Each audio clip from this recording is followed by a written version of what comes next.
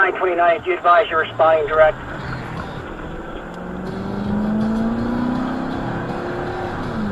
10-4. 9-4, Center, 9-4 en route, 2 on board.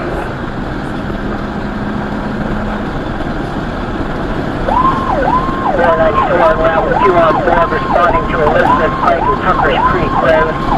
Motorcycle accident, male subject unknown age. After taken back, Cynthia result is going to be approximately 1/2 mile up on the left-hand side of Tucker Creek Road, about 20 feet off of the roadway down the embankment. You can see blood on his hands and his face. He can't see the road. He's facing away from the road. Also advising he's numb up to his chest, but he can feel pain in his arms, back, and chest with difficulty breathing.